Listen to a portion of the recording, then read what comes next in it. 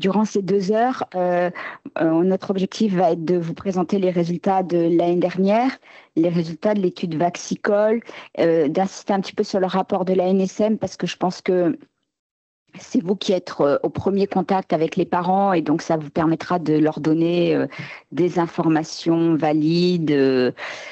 Le déroulement de la campagne de cette année et vous expliquer pourquoi on a introduit le vaccin méningococcique quadrivalent.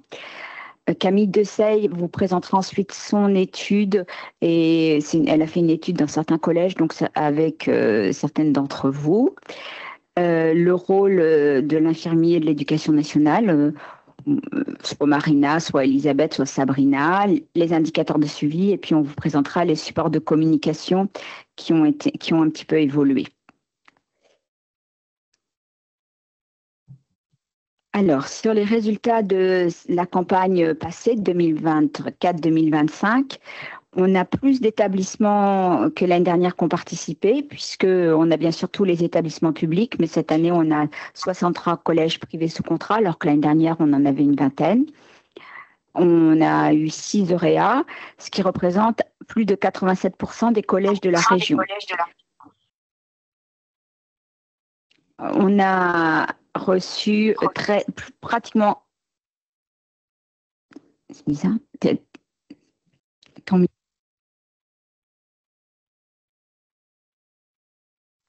Donc, on a reçu un peu plus de 14 000 autorisations parentales, ce qui représentait presque 12 000 élèves à vacciner.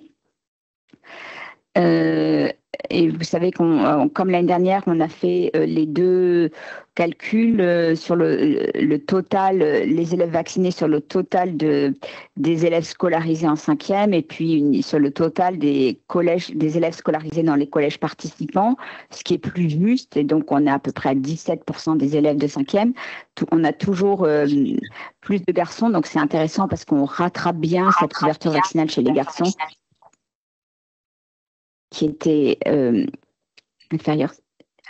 Et puis, vous savez qu'on a été une des premières régions à proposer le vaccin méningococcique quadrivalent. On a eu plus de 4000 doses.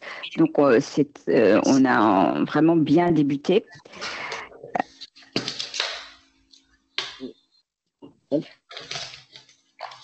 Et si vous pouvez fermer vos micros à distance. Madame Duchesne, si vous pouvez fermer votre micro, merci. Et donc, si vous regardez bien le graphique, puisque maintenant on a accès au tableau de bord de toutes les autres régions, on est la région qui avons eu le plus d'élèves vaccinés en milieu scolaire. Donc, un grand bravo et un grand merci, parce que on se donne du mal, mais c'est une satisfaction de voir que ça correspond aux attentes des parents. Donc, au total, on a administré 18 400 doses. Vous voyez qu'on a administré plus de premières doses que de deuxième doses. Alors, on perd toujours des élèves entre la première et la deuxième dose. Et surtout, vous vous rappelez, on a réouvert la plateforme à partir du mois de janvier. Et là, on avait récupéré 1500 autorisations. Donc, en fait, on voit qu'il y a eu un petit glissement sur la deuxième partie de l'année. Au total, on a vacciné 10 600 élèves et là aussi, plus de garçons que de filles. Alors, je vais passer la parole à Kylian qui vous raconte son étude. Bonjour, je suis Kylian Train, docteur junior en santé publique à l'Omidit Nouvelle-Aquitaine, Guadeloupe-Guyane.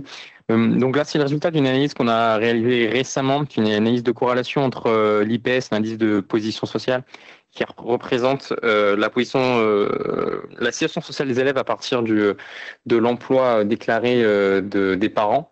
Donc ici, sur la figure, vous pouvez voir le score IPS en abscisse et la proportion d'enfants de 5e vaccinés par collège. On a retrouvé une absence de corrélation entre l'IPS et le pourcentage d'élèves vaccinés dans le cadre de la campagne scolaire de vaccination 2024-2025. On n'a pas encore à disposition, on ne peut pas encore mettre en parallèle les données de vaccination faites en ville cette année avec les données faites au collège. On aura les données de ville que vers la fin de l'année 2025. En tout cas, sur les données de vaccination faites au collège dans le cadre de la campagne scolaire de vaccination, on retrouve que cette campagne n'aggrave pas, mais ne compense pas non plus les inégalités sociales. C'est-à-dire que cette campagne de vaccination est neutre sur les inégalités sociales. ce qui est rassurant et ce qui va être confirmé par l'étude de Santé publique France qu'on va vous présenter également. Merci Kylian. Alors, en parallèle de cette étude, on a essayé également de voir le top 3 des collèges. L'idée, c'est pas c'est d'abord aussi de valoriser ces collèges, mais c'est aussi de montrer que, en fait, il y a dans chaque académie les collèges qui ont le plus recueilli la même un peu au-delà de 45%, ce qui est d'élèves vaccinés dans leur établissement. Et vous voyez que finalement, on a des collèges en zone très rurale, on a des collèges privés, donc on a à peu près toutes les formes de collèges possibles.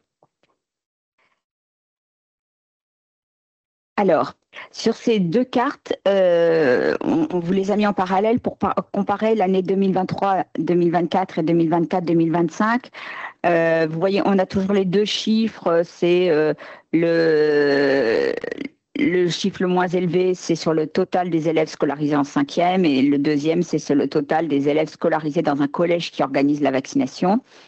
Vous voyez qu'on a perdu par rapport à l'année dernière.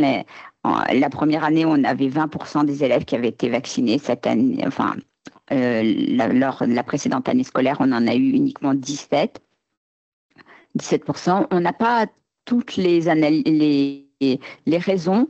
Parmi, quand même, une des raisons qu'on peut évoquer, c'est qu'on avait plus d'élèves vaccinés au mois de septembre. Santé publique France mesure le taux de vaccination chez les élèves pour chaque cohorte en mois de septembre. Et donc, entre septembre 2023 et septembre 2024, on avait gagné 7 points de couverture vaccinale. Donc, ça explique probablement qu'on a eu moins de demandes de vaccination. Vous voyez qu'il y a toujours une hétérogénéité départementale. Et puis, on a toujours un département qui dépasse les autres, qui est le département de la Charente.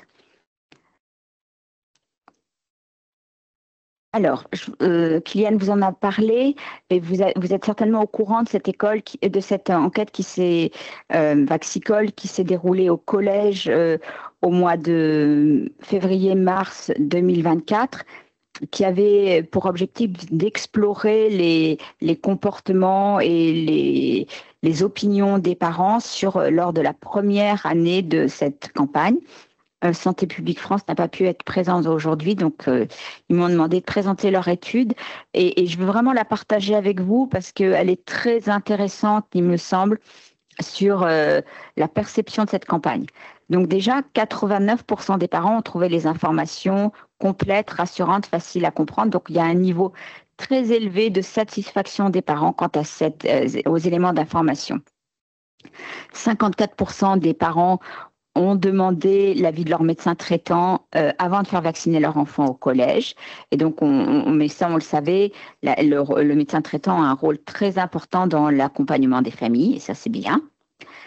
En termes de couverture vaccinale, vous savez tous ça a permis un gain très significatif de couverture vaccinale, environ 30 points pour la Nouvelle-Aquitaine, mais c'était à peu près comparable dans les autres régions. Ce gain de couverture vaccinale, il est similaire dans toutes les classes sociales, donc ça rejoint ce que vous a présenté Kylian. Et c'est important parce que dans les interventions de prévention, en général, c'est toujours les classes sociales les plus favorisées qui en bénéficient le plus. Là, on n'a pas creusé ces inégalités. Elles existent toujours, mais elles n'ont pas été creusées par la campagne. Et ça, c'est très important. Il y a eu une augmentation de la couverture vaccinale globalement plus importante dans les régions qui présentaient au départ les plus faibles couvertures vaccinales. Et donc là, c'est un point positif de cette campagne dans le sens qu'elle a probablement contribué à réduire les inégalités territoriales de santé dont on savait que ce vaccin était très emprunt. Sur les bénéfices de la campagne, donc quand on regarde les enfants qui ont été vaccinés après octobre 2023, 70% d'entre eux ont été vaccinés au collège, donc un rôle très important dans la dynamique de vaccination. 56% des enfants vaccinés en ville ont été incités par les informations de la campagne. Donc, on voit bien la forte contribution de cette campagne dans l'offre de vaccination et dans l'incitation à la vaccination, même si 80... Pardon, si vous pouvez arrêter votre micro. Même si 81% des parents disent qu'ils auraient fait vacciner leur enfant malgré tout, mais ça c'est moins vrai chez les familles socialement les plus défavorisées. Donc là aussi, c'est un point très positif de cette campagne. Sur les freins et le levier, les freins, on le sait bien, on avait fait une petite étude dès le début de la saison 2023 en Nouvelle-Aquitaine, et on avait vu la préférence des parents par la vaccination pour leur médecin traitant et la peur des effets secondaires. Mais on voit aussi que parmi les leviers, la gratuité a été un levier pour les personnes en situation financière difficile. Donc ça a permis, même s'ils étaient d'accord avec la vaccination, ça a permis un passage à l'acte. Et puis, chez les familles plus favorisées, la facilité d'accès a été mise en avant. Donc, parmi les enseignements qu'on peut tirer de cette étude, c'est l'importance de la communication envers les personnes socialement défavorisées, parce que, en fait, pour les inciter ou leur expliquer la vaccination et réduire le différentiel de couverture vaccinale, rassurer sur les effets secondaires, et c'est pour ça que toutes les informations qu'on peut avoir, notamment à partir de la NSM, sont extrêmement importantes. Et puis capitaliser sur le rôle central et la bonne image des professionnels de santé. Mais ça, c'est pas à vous que je vais le dire, parce que toutes les études montrent l'importance que vous, infirmiers de l'éducation nationale, vous avez dans la décision vaccinale des parents. Sur la sécurité de ce vaccin, donc vous savez qu'il y a bien sûr, comme tous les vaccins, il y a une surveillance par la NSM, mais il y a un dispositif de surveillance renforcée pour la vaccination en milieu scolaire. Les signalements, on a de la chance, ils sont tous analysés par le CRPV de Bordeaux, et on a travaillé dès le départ avec cette équipe, donc on est très en lien avec eux. Entre juillet et décembre 2024, donc c'est les données, c'est les dernières données, on a eu 208 cas d'effets indésirables qui ont été rapportés, 55 dans le cadre de la campagne menée dans les collèges. Donc je vous rappelle que c'est pour toute la France, donc en fait c'est très peu de cas. Sur ces 208 cas, 166 ont été classés comme non graves et 42 ont été classés comme graves, mais aucun décès, aucune mise en jeu du pronostic vital. L'âge moyen des cas graves était de 13 ans. Et en fait, ces effets qui ont été classés comme graves sont vraiment les effets connus avec le Gardasil 9, c'est-à-dire les douleurs à la piqûre, les rougeurs, la fatigue, la fièvre, voire quelques brèves pertes de connaissance. Donc en fait, on n'a pas de signal de sécurité, donc on est très très rassuré. Et il y a un nouveau rapport qui devrait être pour la période suivante, qui devrait être publié en fin d'année. Donc, l'analyse de ces effets indésirables permettent quand même de mettre en avant l'importance de la surveillance des 15 minutes après la vaccination, mais pour m'être déplacée dans différents collèges, je sais que c'est bien mis en place. Ça permet de prendre en charge les malaises et les syncopes, mais en Nouvelle-Aquitaine, on n'en a pas eu. Et puis, ça permet surtout d'échanger avec l'adolescent.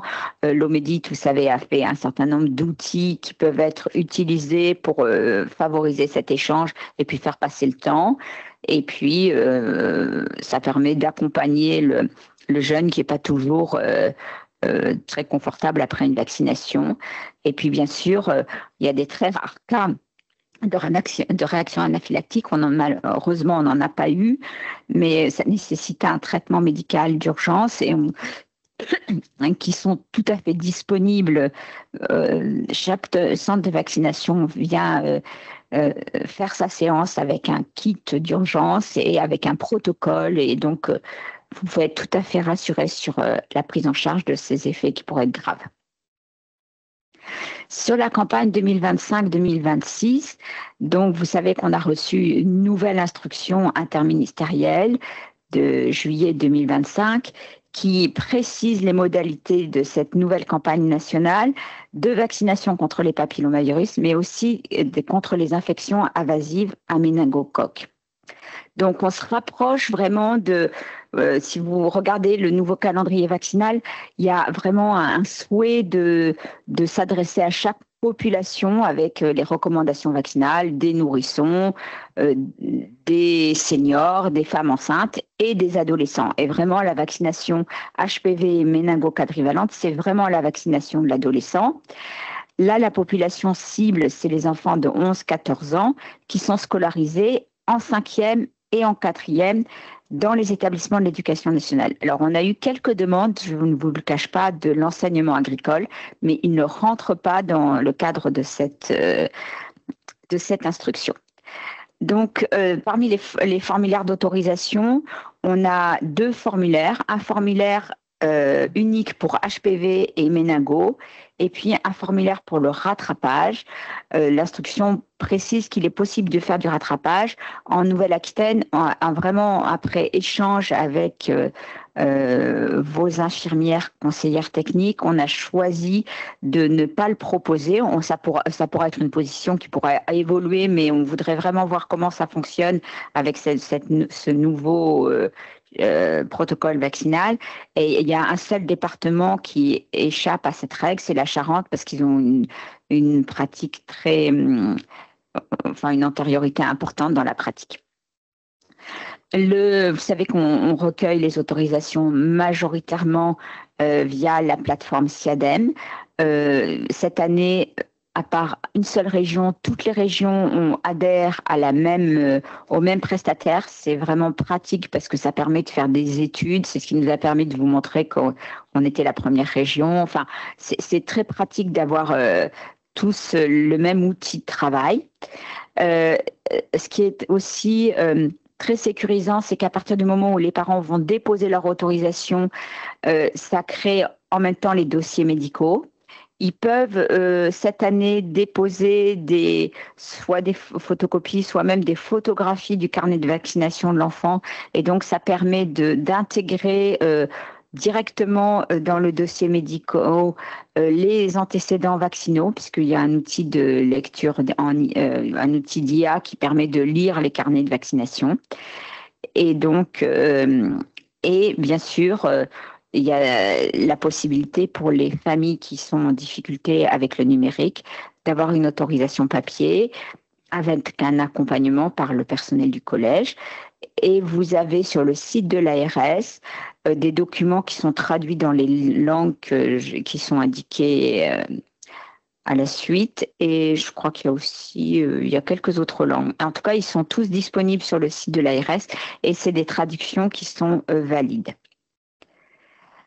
Donc, cette instruction, elle vise en fait à créer une dynamique de vaccination avec un rendez-vous vaccinal chaque année dans chaque collège. Donc, il y a un passage par an entre janvier et juin. Un rappel qui est envoyé la veille aux parents par le centre de vaccination ou par le collège sous forme de SMS pour rappeler la nécessité d'avoir le carnet de santé ou le carnet de vaccination. Donc vraiment, il faut tout faire pour rappeler ça parce que vos autorités de tutelle ont demandé à ce qu'on ne puisse pas vacciner sans le carnet de santé. Nous, au niveau de la santé, on avait dit qu'on pouvait appeler les parents, mais la DGESCO souhaite vraiment qu'il y ait un carnet présent. L'équipe médicale est toujours composée d'un médecin et d'une sage-femme, justement pour prendre en charge les effets indésirables. Et puis, la plupart du temps, ce n'est pas vrai partout parce que parfois ils utilisent les infirmiers de leurs équipes, mais les centres de vaccination font appel aux infirmiers libéraux du territoire. Et on a proposé la possibilité de réaliser donc les 2 injections lors de la même séance. Soit lors de la première dose, soit lors de la deuxième dose, sachant qu'il faut 2 doses pour HPV, donc une dose en 5e, une dose en 4e, avec des rattrapages possibles, et le méningo demande une seule dose. Pour votre information, les vaccins sont remboursés à 100% par l'assurance maladie et je vous ai parlé du suivi par l'ANSM. Je vais peut-être laisser la parole soit à Marina, soit à Elisabeth, soit à Sabrina pour vous parler du rôle de l'éducation nationale. Bon, Sabrina a dû s'absenter, elle m'a fait un message. Elisabeth, est-ce que tu veux prendre la parole? Comme tu veux, oui, je peux prendre la parole si tu veux. Oui, bonjour à tous et à toutes. Le rôle des infirmiers et infirmières à l'éducation nationale par rapport à cette vaccination, c'est dans un premier temps, c'est-à-dire jusqu'au mois de décembre, réaliser, si ce n'est déjà fait, parce que cette campagne est déjà bien lancée, des informations auprès des élèves, auprès des familles, des informations, des sensibilisations, parfois aussi des séances d'éducation à la santé en co-animation avec d'autres enseignants, notamment l'enseignant en SVT. Et puis, certaines d'entre vous ont déjà sensibilisé au cours de la visite de dépistage obligatoire auprès des élèves dans leur 12e année. Et donc, voilà, ça peut être un outil complémentaire de sensibilisation. Mais pour cette campagne plus spécifique auprès des élèves de 5e, 4e, c'est vraiment ce travail d'information, d'accompagnement des familles, de renseigner, de rassurer aussi. Et je pense que la présentation a bien ciblé l'importance du rôle en termes de confiance, en termes d'accompagnement aussi par rapport aux questions et de relais aussi d'informations sur cette vaccination. Après, l'organisation se fait bien sûr au sein des établissements en fonction de chaque équipe établissement, avec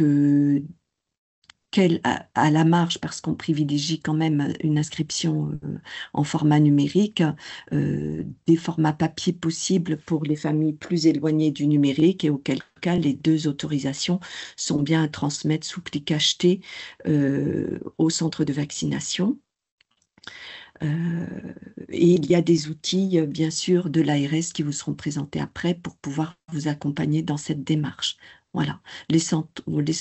Après, en termes, au sein de l'établissement, c'est surtout peut-être être conseil technique auprès du chef d'établissement, à la fois peut-être pour la fluidité de l'organisation, l'accueil dans les locaux, à quoi est-ce qu'il faut veiller plus spécifiquement, un point d'eau, des éléments de ce type, et ensuite conseiller aussi dans l'accompagnement, la présence de personnes, puisque 1 ou 2 personnes de l'éducation nationale peuvent être présentes également lors de la séance pour fluidifier bien sûr les passages, et puis apporter aussi une aide auprès des élèves, avoir une présence auprès des élèves qui seront mis au repos en position allongée ou semi-assise pendant le quart d'heure qui va suivre cette vaccination, sous surveillance médicale du centre de vaccination.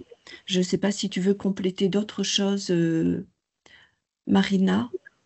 Non, c'est parfait. C'est exactement ça. Je te remercie. Je vous remercie.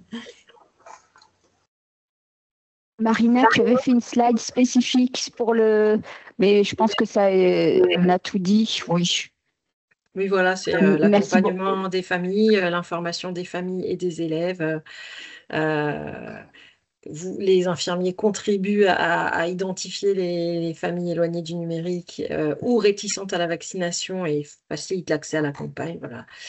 Et donc, sur le recueil papier, a priori, pas besoin de décacheter les enveloppes. Hein, c'est bien le centre de vaccination qui réceptionne les autorisations papier et qui les dépouille. Merci beaucoup à toutes les 2. Alors, ça a été dit aussi. Oui, pour vous dire que cette année, vous avez dû voir que certains les invitations aux parents ont été transmises cette semaine. Je pense qu'il y a certains collèges qui les ont déjà envoyées. puisque à date, on a déjà 426 autorisations HPV, 404 autorisations pour le méningo, 139 refus méningo, 117 refus HPV. Donc, on voit qu'il y a des parents qui se mobilisent déjà de manière importante. Donc, voilà. Et puis, n'hésitez pas, mais on va vous en reparler, à relancer les invitations. Je voulais profiter de ce temps ensemble pour vous expliquer pourquoi on a rajouté la prévention des infections invasives à méningocoque dans le calendrier de l'adolescent et au collège. Donc, au niveau mondial, les infections invasives à méningocoque, ça touche 500 000 personnes par an. En France, on est entre 600 et 600 personnes. 2 tiers sont des méningites, 1 tiers des septicémies. Et en 2024, on a eu une période et qui se poursuit d'ailleurs, une période d'hyper-endémie avec 615 cas qui ont été déclarés. C'était le nombre le plus important depuis 2010. Et au mois de janvier 2025, on a enregistré 90 cas pour un seul mois, dont 13 décès. Donc, on est vraiment sur une pathologie qui est en augmentation, avec une létalité qui est importante, puisque pour le W, elle est de 19%, et 7% pour le B et 8% pour le Y. Vous le savez, c'est une maladie très invalidante, avec 25% des patients qui gardent des séquelles. Alors immédiates, on est parfois obligé de faire des amputations, mais aussi des séquelles du système nerveux, de l'audition, au niveau rénal. Donc vraiment une pathologie grave. C'est pour ça qu'il y a une campagne nationale avec Théo Curin, qui est un ancien nageur paralympique, qui explique très bien, et c'est pas... je trouve que le ton est très juste, alors qu'il il a été amputé des 4 membres, pour expliquer comment petit il a vécu cette pathologie et pourquoi il faut se faire vacciner. Alors, si vous regardez ces courbes que j'ai empruntées à Santé publique France, vous voyez qu'en 2024-2025, c'est la courbe rouge. On se détache vraiment très largement par rapport aux autres années. On ne sait pas ce qui se passe, mais en tout cas, il y a une augmentation très nette du nombre de cas. Si vous voyez, là, on a les sérotypes qui circulent. Donc, ça, c'est jusqu'en 2023, parce qu'il faut du temps pour tout récupérer. Mais vous voyez qu'on a une augmentation du B, que le C a pratiquement disparu. Et ça, c'est l'effet de la vaccination, puisqu'on avait une couverture vaccinale très élevée pour les méningocés, notamment depuis l'obligation vaccinale. Le W et le Y qui augmentent très largement. Donc, on voit que c'est réparti inégalement sur les tranches d'âge, et je vais vous le montrer dans une slide après. Mais on voit qu'il y a une augmentation très importante chez les plus de 25 ans et chez les personnes de plus de 60 ans, mais que également les tout petits enfants avant l'âge de 5 ans sont particulièrement à risque. Donc, si vous voyez là, on a la répartition des sérotypes en fonction des classes d'âge. Et puis, vous avez également la répartition par tranche d'âge. Et vous voyez que les moins de 1 an, qui représentent une petite partie de la population française, payent un lourd tribut. Également, les 1 à 4 ans, ce qui explique en fait... il y a eu un switch de l'obligation vaccinale que du méningo-C chez l'enfant jusqu'à 2 ans par le méningo quadrivalent et le méningo B. Et on a une extension de cette vaccination jusqu'à l'âge de 4 ans révolu. Et puis, vous voyez que chez les adolescents, on connaissait ce risque important chez les adolescents, notamment du fait de leur mode de vie, puisque le méningocoque est dans le nasopharynx et est porté de manière asymptomatique. Et puis, on ne sait pas pourquoi, à un moment, il va être transmis et induire une maladie, mais les adolescents, ils vivent beaucoup en groupe, donc le risque de transmission est important. Et puis, vous voyez qu'on a aussi un nombre de cas important chez les plus de 60 ans et surtout les plus de 80 ans. Alors, ça paraît beaucoup chez les 25-59 ans, mais en fait, rapporté au nombre, ça fait beaucoup moins. Donc, je vous ai mis le tableau tel qu'il est présenté sur la HAS parce que c'est plus simple à comprendre. À la fois le vaccin contre A, C, Y et W, donc ce vaccin quadrivalent, c'est un vaccin conjugué et il y a 3 spécialités, le Niemann-Rix, le Mencoifi et le Menveo. Et les centres de vaccination peuvent utiliser l'un ou l'autre. L'intérêt de ces vaccins, c'est que c'est des vaccins conjugués et qui donc vont jouer un rôle sur le portage et induire une immunité de groupe. On n'a pas la même chose avec le Bexsero ou le Trumenda, mais c'est le Bexsero qui est utilisé en campagne de vaccination. Il va induire une protection individuelle, mais pas une protection collective. C'est un vaccin protéique qui ne va pas jouer sur le portage. On a des vaccins qui sont extrêmement efficaces. Pour le vaccin quadrivalent qui est utilisé à l'école, quelle que soit la spécialité choisie par le centre de vaccination, il a une efficacité à plus de 90%. Je vous ai parlé du rôle sur le portage et on a des effets indésirables qui sont vraiment très classiques avec des effets absolument locaux tels qu'on peut les connaître pour la majorité des vaccins. Santé publique France a actualisé son flyer, vous savez, dans la collection 5 bonnes raisons de se faire vacciner. Ces documents vous seront fournis, ils sont téléchargeables sur le site de l'ARS et ils seront fournis dans tout le package qui va être envoyé par l'INCa. Et puis, on a un QR code qui permet d'accéder au site de la NSM si vous souhaitez en savoir plus. Je vais passer la parole à Kylian sur les indicateurs de suivi de la vaccination. Pour cette nouvelle campagne scolaire, on va reprendre le principe et même développer ce qui a été fait en particulier lors de la phase de réouverture de la plateforme entre janvier et mars 2025. Donc là, on a décidé d'utiliser et de suivre, de monitorer cette campagne en utilisant 2 grandes catégories d'indicateurs. Un premier indicateur de démarrage pour uniquement le mois de novembre, donc uniquement pour novembre 2025, pour estimer de façon binaire la mise en place d'actions au sein du collège, pour savoir si chaque collège a bien démarré, a bien initié une dynamique de dépôt d'attestations, ou même de dossiers au sens large. Donc le seuil fixé est d'au moins 5 dossiers, HPV ou méningo. Ici, le type de vaccination nous importe peu. Ce qu'on souhaite juste estimer, c'est qu'il y a déjà un certain nombre de dossiers qui est déposé dans chaque collège. Donc ça, c'est uniquement un indicateur de démarrage qu'on va suivre uniquement pour le mois de novembre 2025. Une fois que cette phase de démarrage va être passée, on va passer aux indicateurs de suivi.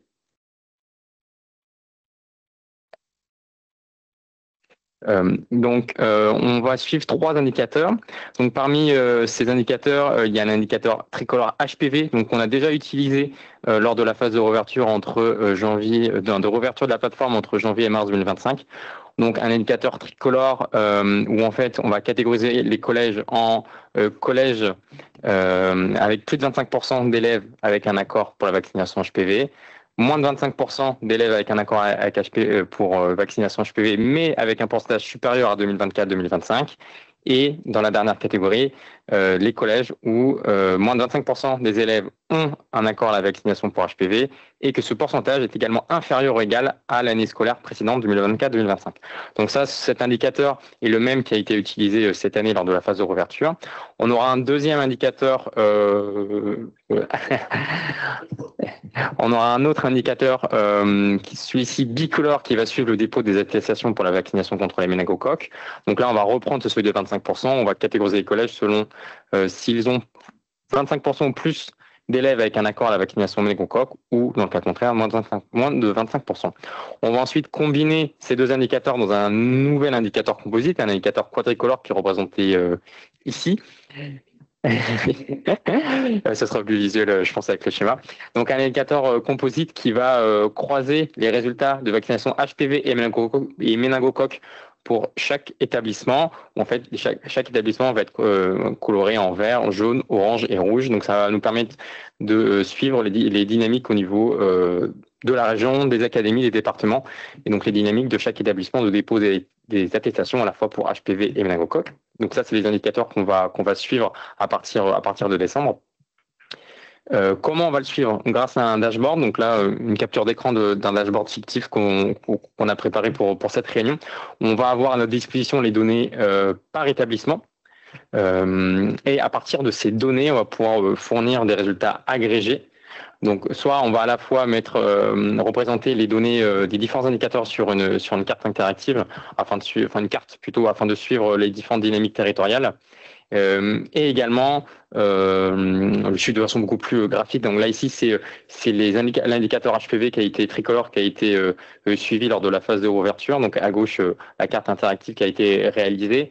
Et à droite, le graphique qu'on mettait à jour chaque semaine, où on suivait chaque semaine le nombre de collèges dans chacune des catégories de l'indicateur tricolore.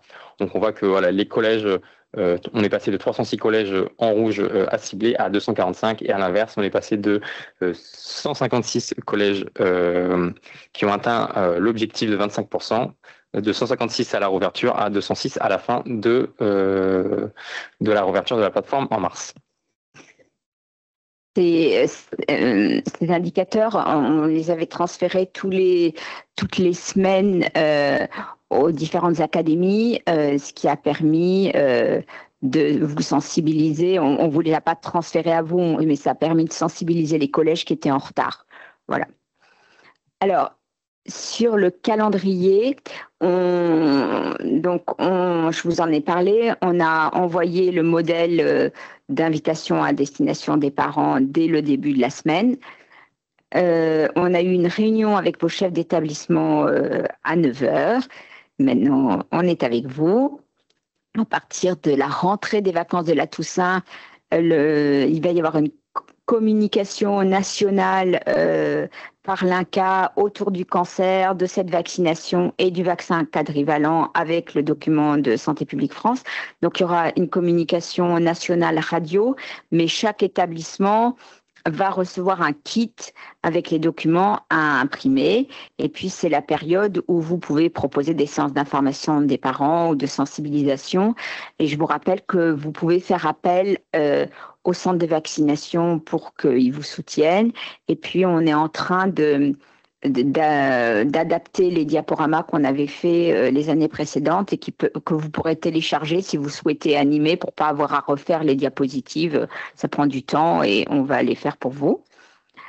Et donc, les séances de vaccination vont commencer dès janvier pour une première ou une deuxième dose d'HPV. En 5e et en 4e, on sait que par exemple les élèves qui ont reçu une première dose d'HPV lors de la séance le deuxième trimestre de l'année dernière pourront recevoir leur deuxième dose en 4e, par exemple. Et puis, ceux qui n'ont pas reçu de vaccin méningocoque quadrivalent lors de la précédente campagne pourront également le recevoir. Donc, en fait, on est dans quelque chose d'assez souple avec 2 tranches d'âge qui sont concernées. Voilà, il y a une mise à jour du site internet avec les différents outils, et on est en train de migrer vers un site entièrement consacré à HPV avec un site qui va être vaccination au collège. Et cette année, on a partagé ces sites avec 2 régions qui sont la Bourgogne-Franche-Comté et l'Île-de-France, avec bien sûr des spécificités pour chacune des régions, mais vraiment, on a travaillé ensemble. La communication, vous voyez, on a des nouvelles affiches, une actualisation du site internet, des relations médias, des réseaux sociaux, des influenceurs. On a des mamans influenceuses, on en a déjà 2 et on est en train de chercher un papa influenceur. Et puis, on fait des campagnes d'achat publicitaire. Enfin, on a essayé d'élargir. Et j'ai un petit problème parce que j'ai Camille Deseille qui avait préparé un diaporama. Je vais quitter, je vais essayer de retrouver son diaporama pour voir qu'elle s'exprime En attendant, Voilà. je vais en profiter on va en profiter pour répondre à quelques questions que vous avez posées. Alors, je reprends la liste. Alors, une toute première question qui posait la question sur qu'est-ce qu'un effet indésirable grave. En fait, on catégorise un effet indésirable comme grave s'il cause soit le décès, une hospitalisation, une prolongation d'hospitalisation, une infirmité ou un handicap. Et on peut également catégoriser comme grave un effet qui ne rentre pas dans ces catégories, mais que le CRPV estime comme d'une particulière gravité. Alors, ça peut être quelqu'un qui n'est pas hospitalisé, mais qui a un arrêt de travail prolongé ou une incapacité temporaire longue. Ça ne rentre pas dans la catégorie infirmité ou prolongation d'hospitalisation, mais ça peut être considéré comme un effet indésirable grave. Une autre question sur est-ce que l'autorisation des deux parents est-elle obligatoire? Oui, l'autorisation des deux parents est obligatoire pour la vaccination. Une autre question. Oui. On peut peut-être apporter la précision. Oui, pour la précision. Allez-y, Madame Pujol, je vous en prie. Vous pouvez le faire, hein, ça n'a pas de. Je n'ai pas de prérogative. Allez-y, je vous en prie. Mais effectivement, si un des parents donne son autorisation, il peut cocher une case comme quoi il engage sa responsabilité, qu'il a pris l'accord de l'autre parent et il parle pour l'autre parent. Voilà, à partir du moment où il coche la case, on considère que les deux parents sont informés. Et d'accord. Mais ce n'est pas une vaccination obligatoire, donc elle nécessite l'accord des deux parents. Merci beaucoup pour la précision. Alors une question de infirmière Vermillac. Alors, sait-on combien d'élèves sont concernés sur la région Nouvelle-Aquitaine? Alors, je ne sais pas exactement si vous parlez des effectifs d'élèves de 5e lors de cette année scolaire. On est à plus de 67 000 élèves scolarisés en 5e durant cette année scolaire. Alors, certaines des questions ont été déjà répondues dans le chat. Je remercie Marina Pujol.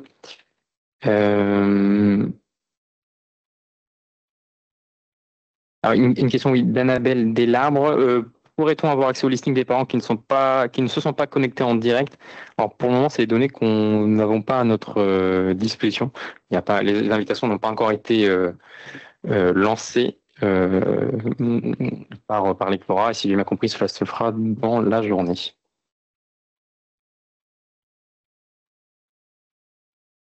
C'est pareil, je peux apporter une précision sur cette question.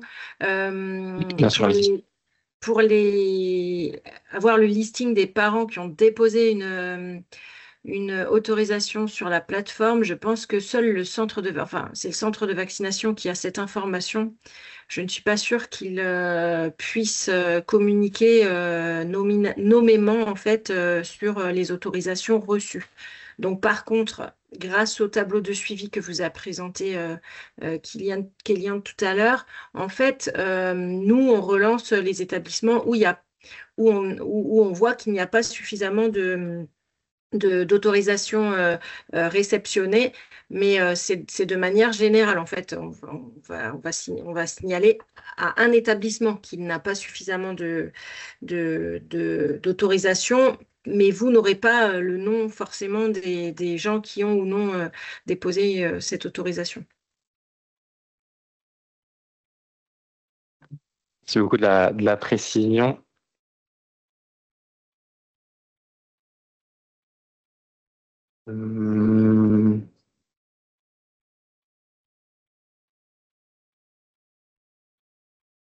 Pour les autres questions, on répondra un peu plus tard.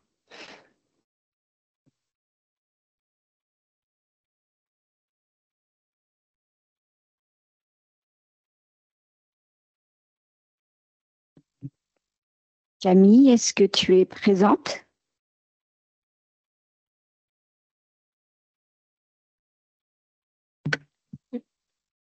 J'en profite pour rajouter en attendant, donc on récupère toutes les questions posées dans le chat et on vous les met par écrit, et avec le support de cette présentation, vous aurez accès à cette FAQ avec les différentes questions posées et les réponses.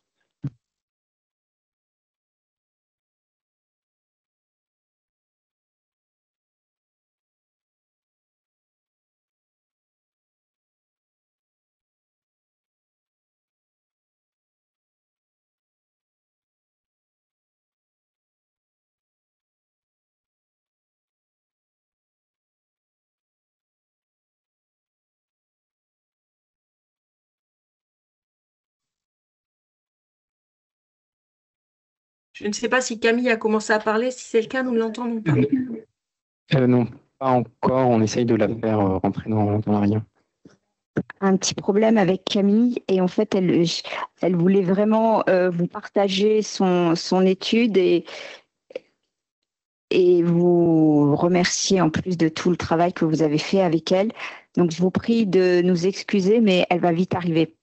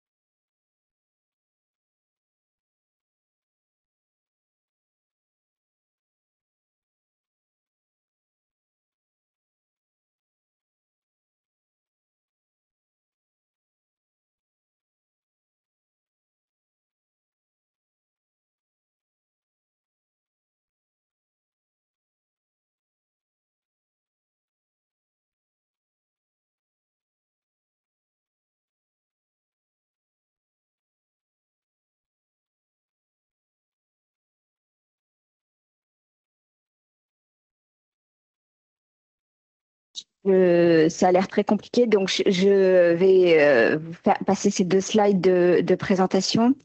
C'était juste, Camille Desailles est une étudiante qu'on a reçue en master et qui a mené une étude sur l'Académie de Bordeaux entre mars et juillet 2025 sur les facteurs qui influencent la dynamique de dépôt des autorisations parentales dans le cadre de la campagne de vaccination au milieu scolaire. Et donc, elle souhaitait, c'est pour ça qu'elle souhaitait vraiment le faire. Elle n'est pas là aujourd'hui parce qu'elle voulait vous remercier et remercier toutes les infirmières qui avaient répondu au questionnaire et qui avaient échangé avec elle. Camille va poursuivre ses travaux dans le cadre d'une thèse. Et donc, elle va sans doute répliquer cette étude dans d'autres régions françaises, ce qui va permettre de donner du poids à ces résultats. Et donc c'était une étude sur 35 établissements scolaires.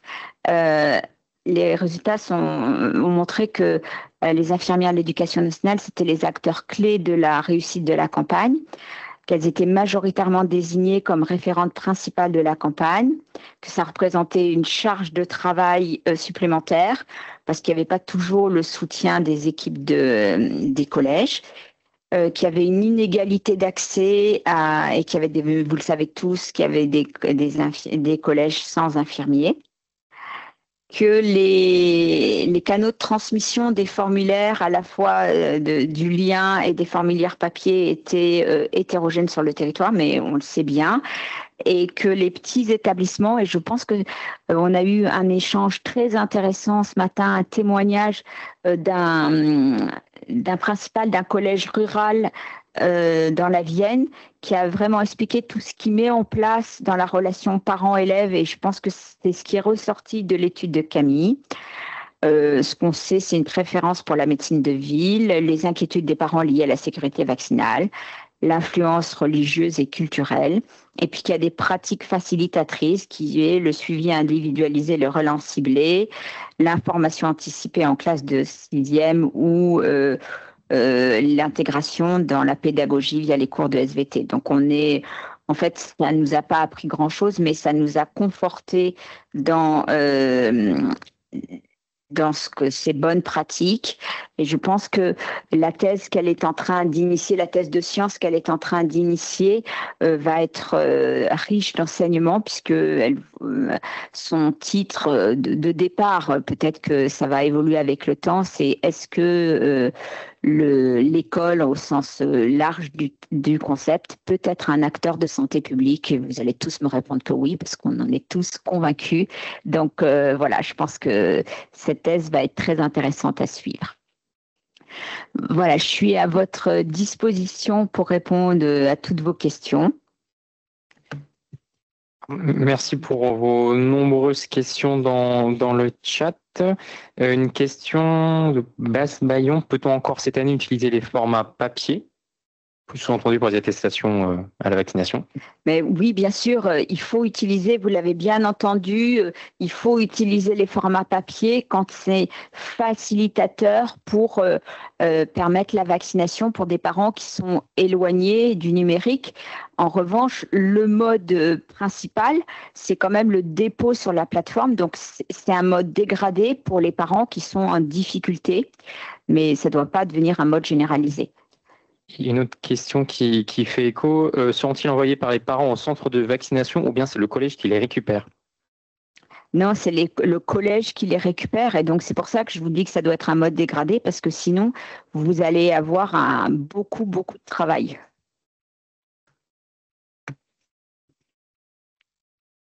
Nouvelle question. Je peux préciser sur sur la... Ah, pardon, Elisabeth. Bah, vas-y. Vas-y, Marina. Je précise, ça a été dit dans le PowerPoint, mais je précise que vous collectez les autorisations papier sans les décacheter. C'est le centre de vaccination qui s'occupe de décacheter les enveloppes. Et sur une autre question sur... Excusez-moi. Et en complément, c'est vrai que le chef d'établissement qui est intervenu dans le webinaire juste avant avait fait un accompagnement en mettant à disposition des familles éloignées du numérique et en les accompagnant dans la démarche d'inscription au sein de l'établissement. Mais bien sûr, ça c'est une organisation qui a été réalisée dans un secteur rural, mais qui peut être également une piste de réflexion avec organisation, bien sûr, à l'interne, dans l'équipe, mais c'est une piste possible. Par rapport à cette autorisation papier, il y a d'autres questions subsidiaires. Est-ce que nous allons recevoir des formulaires papier à distribuer? Et également, est-ce que ce sont les mêmes formulaires papier que l'année dernière? Alors, ce n'est pas les mêmes formulaires puisque cette année, il y a HPV et Méningo, mais je vous laisse répondre, mesdames, sur la réception.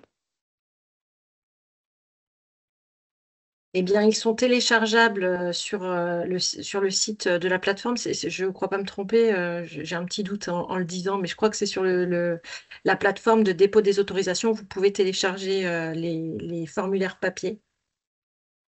Et après, si vous êtes en difficulté, vous demandez au centre de vaccination. Le centre de vaccination vous les fournira. Et ça va être diffusé ce matin avec le courrier à destination des parents, le courrier ARS à destination des parents qui sera communiqué au collège d'ici la fin de matinée. Et en pièce jointe, vous aurez cette autorisation papier pour les 2 vaccinations, méningocoque et HPV. Pour l'Académie de Limoges. Oui, merci Marina de le préciser. Alors, je pense qu'il n'y a pas d'autres questions sur les attestations papier, d'autres questions sur les outils de communication. Que va contenir le kit 1K et allons-nous avoir des flyers?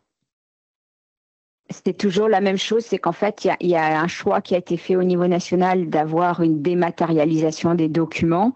Donc, tout ce qui est proposé par l'INCa arrive sous forme dématérialisée dans les collèges. En revanche, si vous souhaitez avoir des documents, des flyers sur les méningos, ils peuvent tout à fait être commandés à Santé publique France, qui doit pouvoir vous les livrer sur le site de Santé publique France, là où vous commandez les autres documents.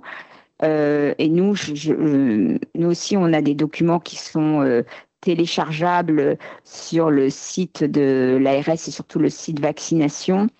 Je le disais tout à l'heure, en fait, on peut essayer de vous en communiquer, mais le routage est toujours compliqué. Donc, tout ce que vous pouvez télécharger de votre côté, c'est quand même beaucoup plus facile.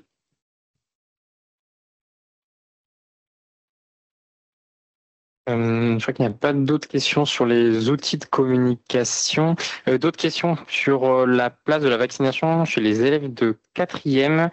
Si je comprends bien, les élèves de 4e ne sont concernés que pour les secondes doses HPV. C'est bien ça? Non, on peut tout à fait faire du rattrapage. La seule chose, c'est que s'ils ont une première dose en 4e, comme il y a un seul passage cette année, il faudra qu'ils fassent leur 2e dose en ville. Mais la plateforme est ouverte aux parents des élèves de 5e et de 4e. Donc, les parents peuvent déposer une autorisation pour une première dose et pour un vaccin méningo s'ils l'ont pas eu l'année dernière. Donc, ça a du sens. Une autre question de Nathalie Roudet. Alors, je pense que vous êtes infirmière. Quel sera notre rôle le jour de la vaccination? Quel sera le rôle des infirmiers et infirmières lors de la vaccination? Alors, ce que je vous propose d'abord, c'est peut-être d'avoir des témoignages, mais on souhaitait avoir l'infirmière de Saint-Elme et elle peut pas être présente, mais par contre, elle a téléphoné pour donner toutes ses pistes d'action. Donc, je vais laisser la parole à Blandine Balmos, qui l'a eu au téléphone. Bonjour à tous. Donc, je vais essayer d'être le plus fiable possible par rapport au témoignage du coup que l'infirmière de Saint-Elme, qui a un collège privé à Arcachon, m'a transmis hier. Elle s'excuse de ne pas être présente. C'est donc Madame de Lantivy qui m'a autorisé du coup à vous transmettre ces éléments. Donc, en fait, elle souhaitait partager son rôle en tant qu'infirmière scolaire dans la campagne de vaccination. Elle est dans un établissement donc privé, mais pour lequel le directeur de l'établissement est totalement favorable à la campagne, ce qui l'aide bien. En termes de préparation, en fait, l'infirmière du centre de vaccination d'Arcachon est venue au sein de l'établissement afin de pouvoir voir comment l'organisation allait être possible le jour J. Donc une salle a été identifiée, la salle dans laquelle la vaccination allait être réalisée, une salle qui était facile d'accès pour les élèves et qui était à proximité de l'infirmerie et des sanitaires. En termes de calendrier, donc c'est l'organisation qui a eu l'année dernière. L'infirmière du coup a réceptionné un mail à la fin d'année scolaire, en juin, qu'elle a transmis aux parents des élèves de 6e, donc des futurs 5e pour la rentrée de septembre 2024. C'est un établissement sur lequel la première année, donc la campagne 2023-2024, une vingtaine d'élèves ont été concernés par la vaccination. Et l'année dernière, donc l'année 2024-2025, entre 10 et 15 élèves ont été concernés par la vaccination. Et l'infirmière, et ça c'est ce que l'on vous a présenté pendant cette réunion, pense qu'effectivement, son retour de terrain en tout cas, c'est que certains élèves avaient déjà été vaccinés en ville. Elle n'a pas rapporté d'incidents sur les séances de vaccination. Et ce qu'elle a rapporté, c'est qu'il y a un seul élève qui n'avait pas eu de carnet de santé le jour de la vaccination, donc il n'a pas pu être vacciné. Et certains élèves avaient annulé la vaccination puisqu'ils avaient fait leur deuxième dose ou leur première dose avec le médecin traitant. Elle, en termes d'organisation, donc elle rappelle une semaine avant la vaccination, la séance de vaccination, par écrit aux parents, donc via une messagerie qui s'appelle École Directe, donc qui est le parallèle de Pronote. Elle rappelle aux parents que la séance de vaccination va avoir lieu et elle les informe également de la nécessité d'avoir le carnet de santé des enfants pour être sûr d'en avoir le plus possible le jour de la vaccination. Et si certains enfants n'ont pas leur carnet le jour de la vaccination, elle contacte les parents pour qu'ils puissent l'apporter, en tout cas pour les parents qui sont disponibles et qui ont la possibilité de l'apporter le jour de la vaccination. En termes d'organisation, donc le centre de vaccination d'Arcachon a été présent sur une demi-journée pour pouvoir vacciner l'ensemble des établissements qui avaient une autorisation parentale. Le centre de vaccination arrive vers 9h30, 10h dans l'établissement, ce qui permet à l'infirmière d'avoir le temps de préparer la salle. Elle met donc à disposition des enfants un tapis au sol pour la surveillance après la vaccination et un fauteuil de repos qu'elle a dans son infirmerie. Elle installe également un paravent afin de préserver l'intimité des enfants quand ils se font vacciner. Et puis, elle fait en sorte, et dans l'établissement, ils ont une connexion Internet pour que le centre de vaccination ait accès, quand il est présent, au logiciel de traçabilité de la vaccination. Et enfin, le jour de la vaccination, elle va chercher les élèves inscrits. Donc, elle a anticipé elle a eu par le centre de vaccination la liste des élèves qui vont être vaccinés. Donc, elle anticipe en termes de planning et elle va les chercher dans les classes afin qu'ils puissent avoir la vaccination et que tout puisse se dérouler de manière fluide le jour J. Voilà, c'était un des témoignages. Merci Blandine. Est-ce que, avant qu'on continue à répondre aux questions, il y en a certains d'entre vous qui souhaitent témoigner de la manière dont ils organisent la vaccination sur leur territoire, leur collège ou les collèges où ils interviennent?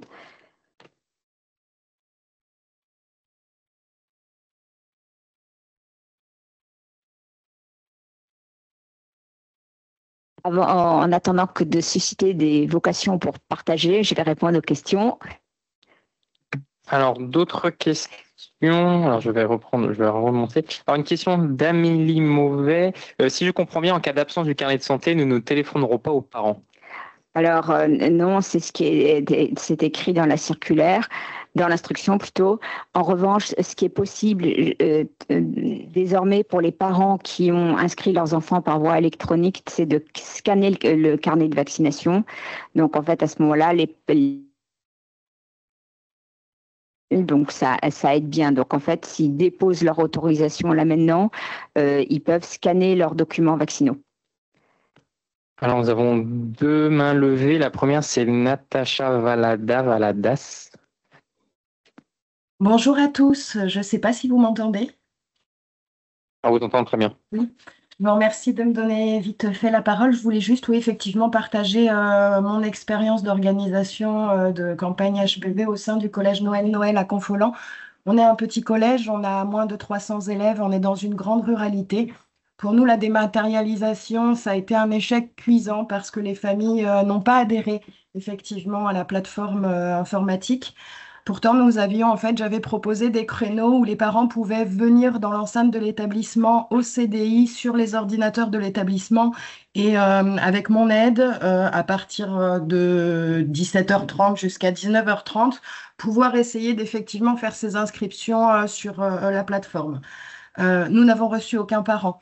Donc, ce que je fais, en fait, c'est que sur le dépistage de la 6e année, je commence à informer oralement l'élève qui est à sa consultation de la vaccination pour le papillomavirus et des risques encourus quand les élèves ne sont pas vaccinés. On donne un petit flyer. Cette année, il va m'en manquer effectivement pour toutes les classes. Je réalise une intervention en santé auprès des classes de 5e. Donc, moi, je n'ai pas beaucoup de classes, hein. Je n'ai que 3 classes de 5e. C'est pour ça que c'est envisageable. Donc, moi, ça va se faire sur le début de la 2e période. Donc, ils ont 1 heure d'intervention sur ce que c'est que la vaccination en général. Là, on a vu avec Pauline par téléphone, en plus du HPV, on va donc rajouter un petit sujet sur le méningo. Voilà comment nous, on utilise Pronote pour la communication aux parents. Et je pense que vraiment, nous, on a un problème sur la communication aux parents, les faire venir. Et on a entendu un directeur d'établissement ce matin qui nous a donné quelques conseils. Effectivement, je pense qu'il va falloir qu'on prenne exemple pour pouvoir investir les parents. Merci beaucoup de votre témoignage. C'est vraiment important qu'on puisse partager les bonnes pratiques de chacun. Et je crois qu'il y avait quelqu'un d'autre qui voulait s'exprimer. Oui, une autre main levée de Rachel Echevarn. Oui, bonjour. Je voulais partager par rapport au carnet de santé, parce que globalement, sur l'organisation, ça reprend un peu le premier témoignage que vous avez donné sur l'organisation, l'accompagnement, pareil sur la sensibilisation en classe. Il y a juste une chose que je voudrais dire. Alors là, j'ai changé cette année, mais j'étais dans un établissement à Pessac où la communication avec les parents par Pronote, il y avait plus de 50% qui ne regardaient pas de Pronote. Et du coup, les documents papier ont bien fonctionné et se traduit aussi. Par contre, concernant les carnets de santé sur l'année dernière, comme j'avais eu des oublis la première année, j'ai bien entendu ce matin que s'il manque des carnets, maintenant, on ne peut plus appeler les parents et avoir un accord verbal, oral. Moi, ce que j'avais fait l'an dernier, et ça a bien marché, c'est j'ai demandé aux parents des enfants vaccinés si je pouvais les avoir la veille et les garder. parce que ça a permis aussi, et ça c'était un constat, que certains parents l'année d'avant avaient autorisé à vacciner alors on s'est rendu compte sur 2 enfants que les enfants avaient déjà été vaccinés. Et du coup, là, ça permettait aussi d'y avoir moins d'oubli en ayant le carnet la veille, en fait. Voilà, c'était juste une remarque par rapport à ça, parce qu'après, au niveau de l'organisation, c'était tout ce qu'on a repris, en fait. Voilà, merci. Merci beaucoup, madame. En fait, vous avez raison, l'importance du carnet pour effectivement éviter de vacciner, même si c'est pas grave, mais comme c'est pas la peine, de vacciner un enfant qui aurait déjà été vacciné. Alors, vous pouvez toujours appeler les parents pour demander, certains amèneront le carnet de vaccination de l'enfant, donc ça peut être bien. Ou alors, ce qu'ils peuvent faire peut-être aussi, c'est au moment de la remise de l'autorisation, qu'ils vous fassent un scan des pages vaccinales du carnet de vaccination de l'enfant. Ils ne sont pas obligés de tout scanner ou tout photographier. Il y a juste la page où il y a les vaccins HPV. Effectivement, ce que vous dites est très intéressant, de dire qu'il faut bien sûr s'adapter au territoire et à ce que les parents peuvent faire.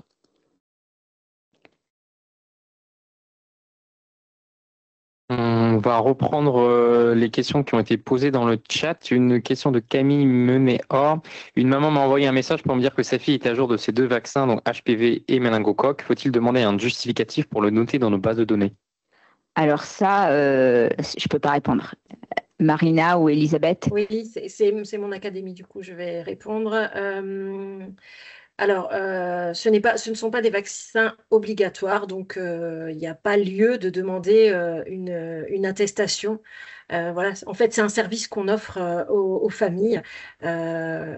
S'ils ne veulent pas s'en saisir parce qu'ils n'en ont pas l'envie ou parce que l'enfant est déjà vacciné, c'est regrettable, mais on ne peut pas vérifier. Après, si à l'occasion du dépistage de 6e, vous constatez et que vous voulez rentrer dans vos bases de données l'ensemble des vaccinations, rien ne s'y oppose.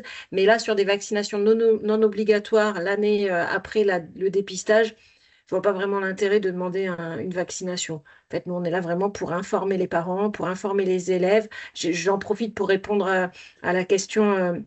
Enfin, la remarque d'Agnès Basbaillon qui dit c'est pas elle de mettre la salle en place pour le jour de la vaccination. Effectivement, vraiment, votre rôle, c'est d'informer, d'inciter s'il y a de la réticence. Mais si la famille vous dit mon enfant a déjà été vacciné, pas besoin d'avoir une attestation.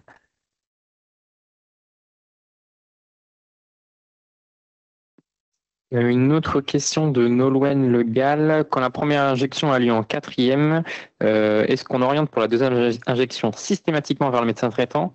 Et est-ce que le centre de vaccination fait-il une ordonnance en amont? Alors, en fait, on peut orienter vers le médecin traitant. Je pense que ce ne sera pas une ordonnance, mais une attestation de vaccination. Il faut vous rappeler qu'à partir de l'âge de 11 ans, les pharmaciens peuvent vacciner.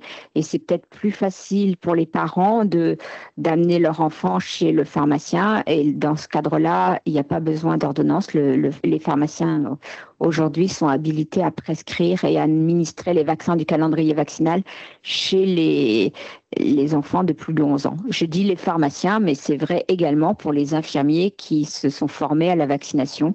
Donc, je pense que dans les territoires ruraux où vous êtes, les infirmiers peuvent être un support très important de la vaccination. Les sages-femmes également.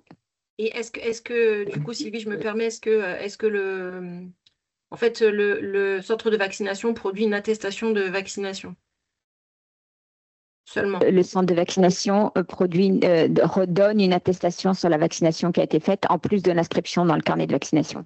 D'accord. Il ne met pas un petit mot, genre, faudrait faire la deuxième dose soit chez le médecin, soit chez le pharmacien. Là, ce sera à nous de communiquer. Non, c'est écrit sur l'attestation. Votre enfant a reçu la première dose, il aura besoin d'un rappel à partir de telle date. Merci.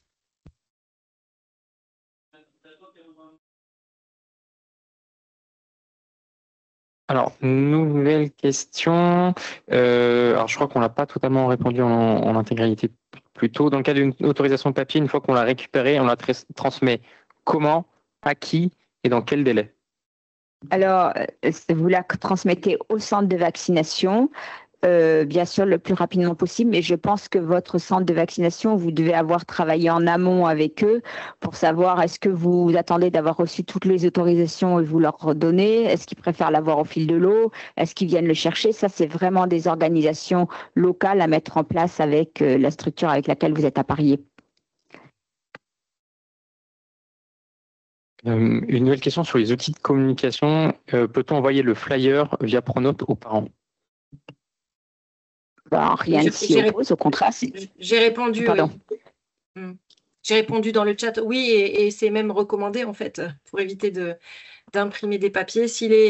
Alors, tout dépend du contexte, hein. J'ai entendu les collègues dire que dans certains établissements, il n'y a pas 50% des familles qui ouvrent, qui consultent Pronote, mais quand c'est possible, évidemment, communiquer de manière dématérialisée. Je me posais la question, il y a un accès Pronote des parents, mais il y a un accès aussi des enfants. Là, on a des jeunes qui sont en 5e, ils peuvent être aussi destinataires de l'information. L'objectif, c'est qu'ils apprennent aussi l'importance de la vaccination. Absolument, et je crois que c'était aussi un des éléments qui était partagé avec le chef d'établissement tout à l'heure. Il doublait en fait la communication sur le Pronote des parents et sur le Pronote des élèves. Les élèves ils communiquent après avec leur famille et ça les responsabilise. Une autre question sur la communication aux parents. Est-ce qu'on envoie le lien de la plateforme d'inscription à la vaccination aux parents de 4e aussi? Oui, bien sûr. Alors une autre question sur les droits. Si l'enfant est une nouvelle arrivée en France sans droit CPM, peut-il quand même bénéficier de cette vaccination? Oui, tout à fait. Alors, je n'ai pas été assez explicite dans le cadre général et c'est pour ça qu'on demande le numéro de sécurité sociale de l'enfant ou de ses parents. Mais quand l'enfant n'a pas encore de droit, c'est l'assurance qui prend à sa charge. Mais bien sûr, ces enfants en bénéficient comme les autres.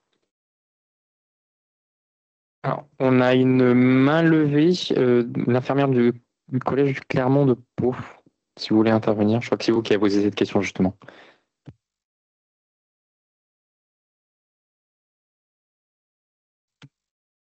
Votre micro est fermé. Madame l'infirmière du collège Clermont de Pau. Alors peut-être que c'est une erreur, le lever de main. Pas de micro. Ah. Bon, est-ce que la réponse vous a convenu?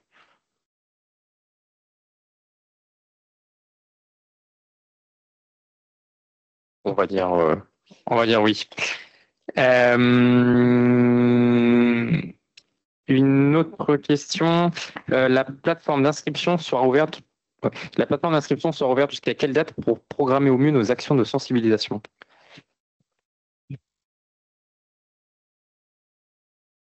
Pardon. Cette année, on va garder la plateforme ouverte. Donc, elle est déjà déposée. Il y a des parents qui sont sur les starting blocks. Mais on va la garder ouverte. Et donc, vous pouvez aller jusqu'à la date de la séance. Alors, nous avons une autre main levée de Geneviève Olagraille. Désolé si j'écorche votre nom. Oui, bonjour. Je vois dans le courrier envoyé au chef d'établissement une phrase qui dit bon à savoir si vous avez déjà rempli le formulaire d'autorisation l'an dernier lorsque votre enfant était en 5e pour une première dose, vous n'avez rien à refaire cette année. Alors je me disais, ça concerne par exemple certains élèves qui ont été vaccinés l'an dernier, ça veut dire que c'est à nous, au niveau du collège, de les recontacter puisqu'ils vont pas se réinscrire pour éventuellement, par exemple, une deuxième dose HPV. L'autorisation, elle est valable pour la vaccination dans son intégralité. Et donc, ce que vous rapportez, ça concerne et essentiellement les élèves qui ont été vaccinés une première dose en 5e lors du 2e passage l'année dernière. Et donc, il faut juste qu'ils soient sensibilisés sur la date de la vaccination et la date à laquelle ils doivent apporter leur carnet. Mais par contre, il n'y a pas besoin d'une autre autorisation pour qu'ils reçoivent la 2e dose. Ok. Une nouvelle... oh, une nouvelle question qui fait écho à la question du collège de Pau. Qu'en est-il lorsque les enfants sont pris en charge par le conseil départemental, une association de protection de l'enfance, un éducateur, un responsable légal, peut-il lui donner seul son autorisation? Ainsi, qu'en est-il pour les mineurs non accompagnés? Pourront-ils être vaccinés? Alors, pour les premiers, donc c'est des enfants qui relèvent de l'aide sociale à l'enfance, ça dépend vraiment des droits qui ont été conservés aux parents ou pas. Donc, si les parents ont conservé des droits, c'est bien à eux de donner l'autorisation parentale.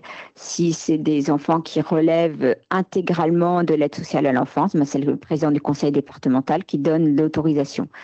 Pour les mineurs non accompagnés, c'est beaucoup plus compliqué. Peut-être que vous avez la réponse, Marina ou Elisabeth.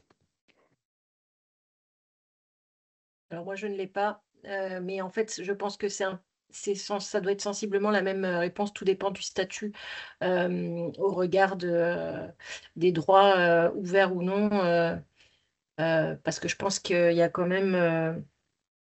ils ont des droits en regard de la santé, et donc je pense que la vaccination en fait partie, mais à prendre avec des pincettes, hein, je n'ai pas d'informations précises.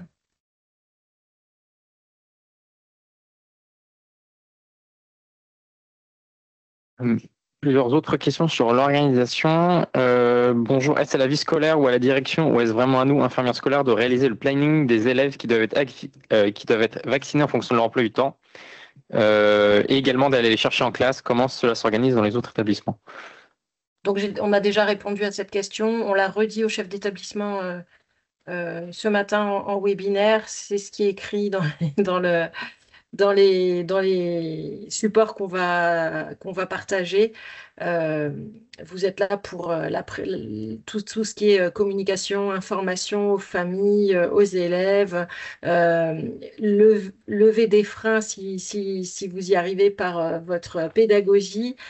Pour ce qui est de la logistique, vous n'êtes pas obligé d'intervenir. Après, on ne peut pas vous interdire non plus. Je sais qu'il y a des établissements où les infirmières le font et que ça ne leur pose pas de problème, mais ça ne doit pas être une obligation. Merci pour votre retour. Une autre question organisationnelle. Comment savoir quelle structure de centre de vaccination intervient dans notre établissement pour se mettre en contact avec eux? Alors, en fait, les établissements, les centres de vaccination ont été à Paris avec des collèges. Les centres de vaccination savent très bien quels sont les collèges qui dépendent d'eux. Et normalement, le chef de votre chef d'établissement le sait très bien, puisque ça fera la 3e année qu'il intervient. En revanche, si vraiment vous n'arrivez pas à le savoir, vous avez une question précise, vous venez vers nous et on vous le dira.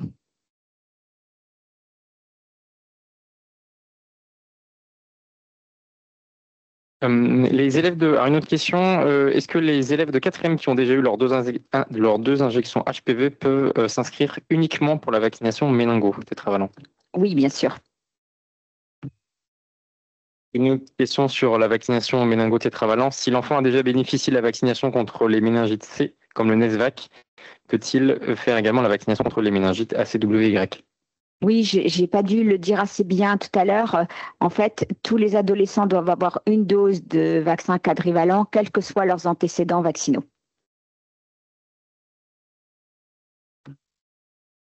Donc une question, mais un élève de 4e qui voudrait s'inscrire pour une première dose, c'est OK. Donc oui, c'est possible.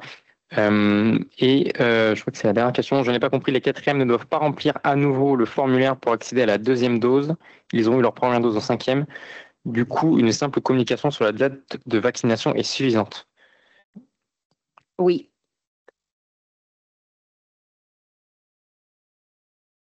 Et à moins que de nouvelles questions aient été posées. Je vois une main levée de Mégane Marchessin.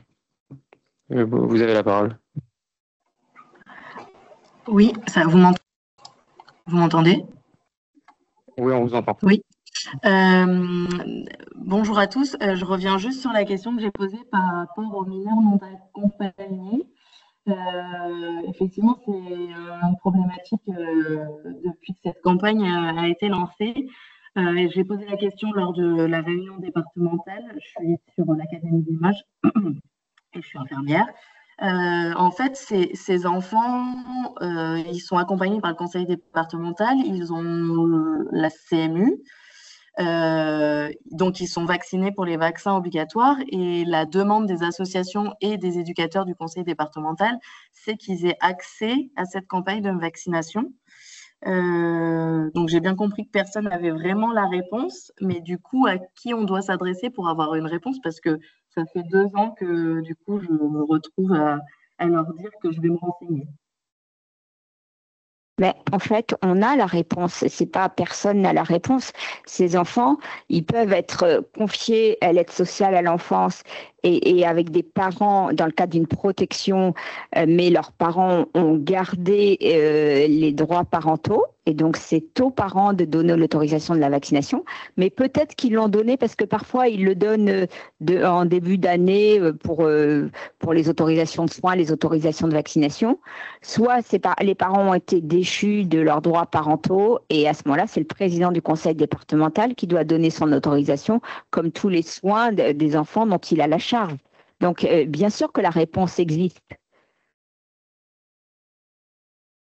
Oui, mais c'est problématique dans ce cadre, vu que les parents qui sont souvent dans le pays d'origine n'ont pas été déchus de leurs droits, mais néanmoins, à l'arrivée en France, c'est le président du conseil départemental qui prend la responsabilité.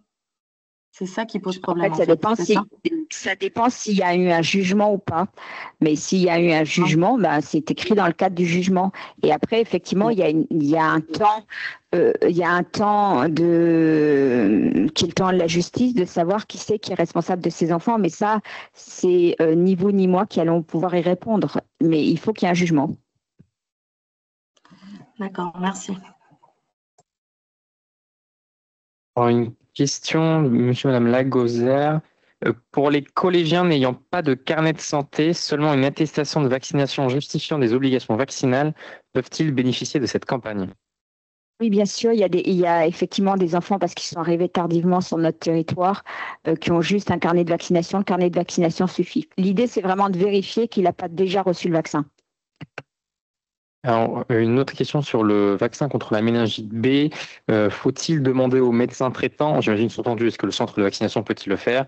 Et question subsidiaire, faut-il faire ce vaccin?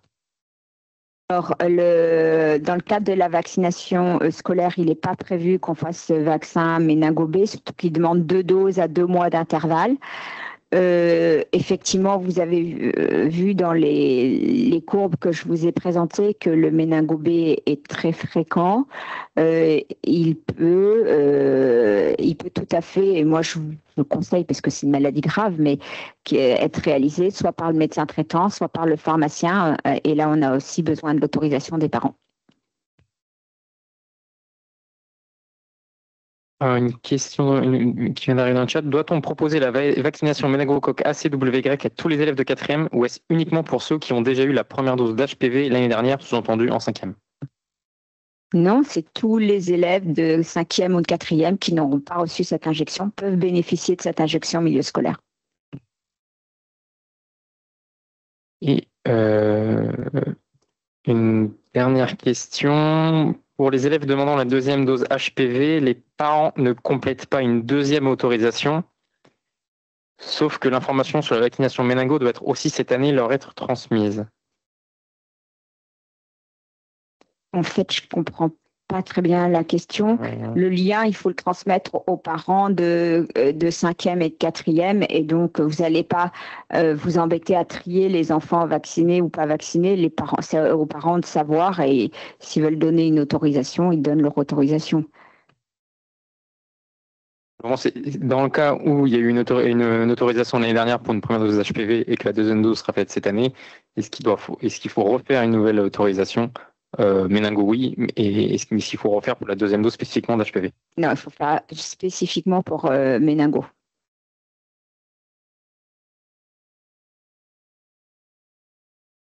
Alors, je pense qu'on a abordé toutes les questions dans le chat. Y a-t-il des questions auxquelles nous n'avons pas répondu? Ah, une question. Quid des quatrièmes? On renvoie l'info qu'ils peuvent s'inscrire pour une première dose ou que les cinquièmes? Non, la campagne, elle concerne les cinquièmes et les quatrièmes. Donc, en fait, le lien vers la plateforme, il peut être adressé aux élèves de cinquième et aux élèves de quatrième. Parce que ça permet de faire du rattrapage au quatrième. Une question sur... une nouvelle question. Quelle conduite à tenir devant une première vaccination HPV et la deuxième vaccination HPV qui n'a pas été réalisée dans les 6 à 13 mois suivants? Qu'est-ce qu'on fait lorsqu'on est hors délai hors délai selon l'AMM pour faire la deuxième dose? Alors, vous savez, ça c'est une question fréquente en matière de vaccination, c'est pas uniquement HPV. Vous savez que la vaccination, elle repose sur 2 principes: la capacité d'induire des anticorps spécifiques contre la pathologie pour laquelle on vaccine, et la mémoire immunitaire. Et donc, en fait, ça c'est un principe général pour toute vaccination. On ne recommence jamais la vaccination, on recommence jamais une vaccination qui a été initiée. Donc, et on complète par le nombre de doses nécessaires, et le schéma vaccinal à appliquer est celui qui était nécessaire lors de la première dose. Je vous donne un exemple. Pour HPV, vous avez un élève qui a reçu une première dose à 11 ans. Donc, normalement, il devrait bénéficier d'un schéma à 2 doses. À 16 ans, il n'a pas fait sa deuxième dose. On lui refait une seule deuxième dose. Par contre, un autre élève qui a initié son schéma vaccinal à l'âge de 15 ans. À 15 ans, il faut 3 doses de vaccin. Donc, le même à 17 ans, on lui refait 2 doses supplémentaires.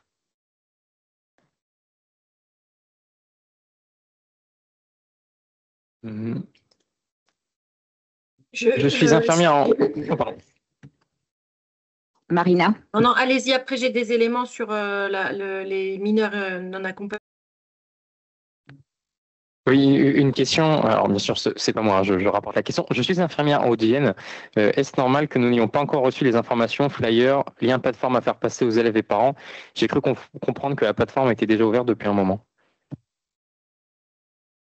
Alors, j'ai mis dans le chat bonjour à toutes et à tous. Pour les collègues infirmières dans l'Académie de Limoges, j'ai mis dans le chat la petite information vous indiquant que ce courrier serait diffusé par le cabinet de la rectrice dans la matinée auprès des établissements pour diffusion aux familles, avec rappel conseillé bien sûr au retour des vacances. Donc, tout ça sera envoyé ce matin. La plateforme, elle est ouverte depuis peu de temps, hein. Je pense, Sylvie, c'est toi qui peut confirmer ça. Mais c'était le temps qui a été décidé par l'Académie. Donc, tout doit partir normalement ce matin. Je passerai un petit coup de fil avant la fin de matinée pour m'assurer que le courrier a bien été adressé aux établissements, au collège. Merci pour votre vigilance. Oui, merci pour votre vigilance.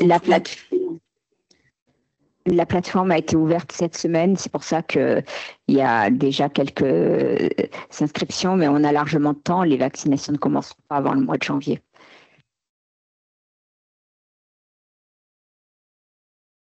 Avons-nous répondu à toutes vos questions? Est-ce qu'il y a des questions dans le chat auxquelles nous n'avons pas répondu? Et en tout cas, en attendant que ceux qui ont des questions se remanifestent, auxquelles on n'aurait pas répondu, donc petite précision sur les mineurs non accompagnés, ils doivent effectivement faire l'objet d'une mesure de protection de l'enfance.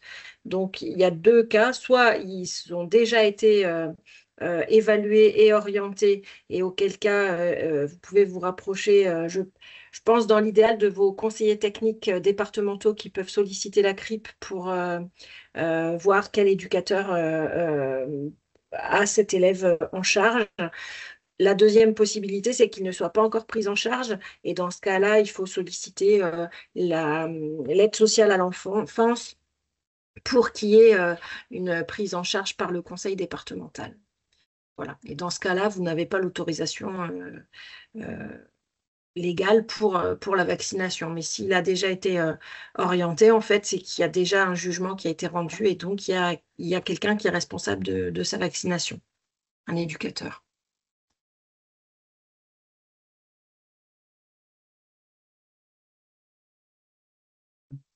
Une nouvelle question, est-ce que la date de vaccination par les centres est-elle déjà planifiée? Alors, ça, c'est vraiment au cas par cas parce que c'est vos relations, le relation de l'établissement avec le centre de vaccination. Je pense que les centres de vaccination ont déjà pris contact. Après, il faut le temps que les plannings s'établissent. Donc, c'est au cas par cas. J'ai vu qu'il y avait un collège de la Dordogne qui répondait oui, mais je pense que c'est très variable en fonction des établissements. J'ai une précision aussi parce que j'ai vu la question tout à l'heure par rapport au lien vers la plateforme qui ne fonctionne pas dans l'invitation aux parents. En fait, ça fonctionne. Si ça ne fonctionne pas, il suffit de faire un copier-coller. C'est bien l'adresse qui est définie comme lien. Donc, les liens fonctionnent. On a déjà eu aussi plusieurs remontées de chefs d'établissement, mais le lien fonctionne. Parfois, il faut changer de navigateur, mais le plus souvent, il suffit de copier-coller le lien. Et je voulais compléter aussi par rapport au contact à la question précédente sur les centres, l'accord avec les centres de vaccination pour la planification. Bien évidemment, les centres de vaccination vont se mettre en relation avec l'établissement pour planifier cette date de séance. Mais je sais que vont se dérouler également au niveau départemental pour justement que vous ayez cette proximité avec les centres de vaccination, des webinaires voilà, qui seront peut-être plus spécifiques en termes d'organisation départementale dans vos départements, en tout cas pour l'Académie de Limoges. Et elles sont déjà planifiées pour la Creuse et la Haute-Vienne et donc à venir, mais je vais laisser bien sûr les départements communiquer à ce sujet.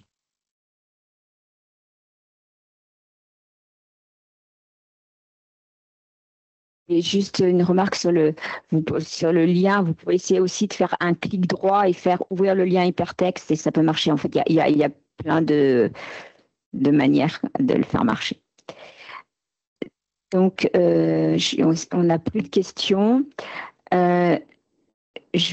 Sur comment on récupère les formulaires papier, on en a déjà parlé et ça sera écrit dans les documents qu'on va vous renvoyer. Puis de toute façon, on va vous renvoyer toutes les questions que vous avez posées. Le webinaire a également été enregistré et il sera mis à disposition sur le site de l'ARS. Donc là, vous pouvez le réécouter les questions. Je voulais vraiment vous remercier. C'est une instruction qui est coportée par nos deux ministères et c'est vraiment, je trouve que dans notre région, en tout cas, ça fonctionne vraiment très bien. Je souhaite remercier Marina, Elisabeth et Sabrina, avec qui c'est un vrai plaisir de travailler. Et c'est grâce à elles et à cette bonne collaboration que je pense qu'il y a une dynamique qui est très favorable au sein de notre région. Et donc, merci à vous tous pour tout ce travail en commun. Et bon courage pour le début de la campagne. Merci et aussi bonnes vacances parce que pour certains, c'est les vacances ce soir. Voilà, à très bientôt. Merci à toutes et tous. Merci. Au revoir.